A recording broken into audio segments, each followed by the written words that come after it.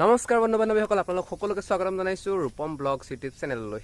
আজি আহি গ'লোঁ চাইক্লিং কৰিবলৈ আৰু এতিয়া বাজিছে 6টা আৰু ইয়াত দেখিছে সৰু বসন্তী তাত আছে আৰু এতিয়া আমি আহি আছোঁ এখন দলঙত আৰু ইয়াৰ পৰা আমাৰ যাত্ৰাটো আজি আৰম্ভ হ'ব। তেন্তে ব'লক আজি আমাৰ ভিডিঅ'টো পলম নকৰি আৰম্ভ কৰোঁ।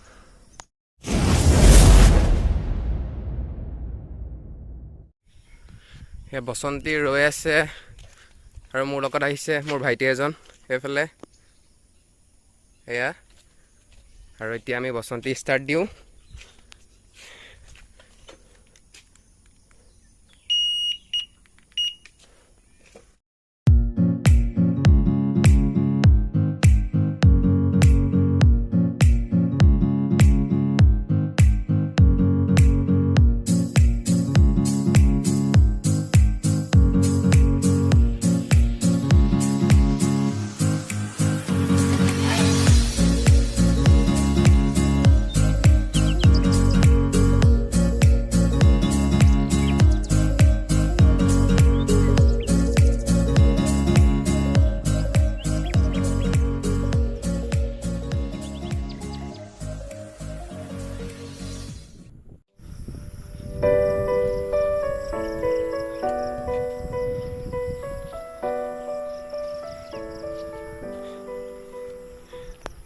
A few moments later.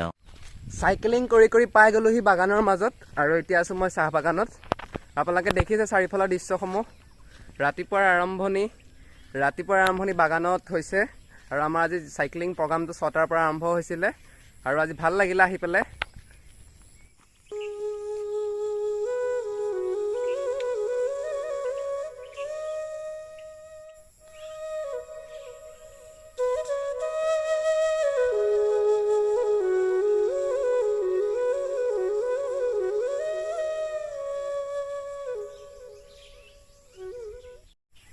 এই চাহ গছৰ পাতসমূহৰ পৰাই সাধাৰণতে চাহপাত উৎপন্ন কৰা হয় আৰু এই চাহপাতসমূহ সাধাৰণতে পাহাৰৰ যিটো এঢলীয়া মাটিত কৰা হয় য'ত পানীটো জমা নহয়, আৰু এই চাহপাতসমূহ 6-7 দিনৰ মূৰে মূৰে চিকুণাই ৰখা হয়।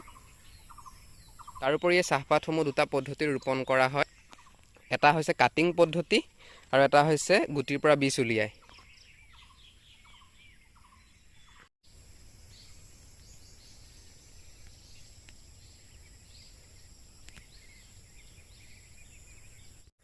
ৰাতিপুৱাৰ আৰম্ভণি চাহ বাগানৰ মাজতে হ'ল, মানে চাহ বাগানলৈ বুলি আহিলোঁ চাইক্লিং কৰি আৰু ভাল লাগিলে। ইমান এটা সুন্দৰ দৃশ্যৰ মাজত আমি আহি গ'লোঁ, মনোৰম দৃশ্যৰ মাজত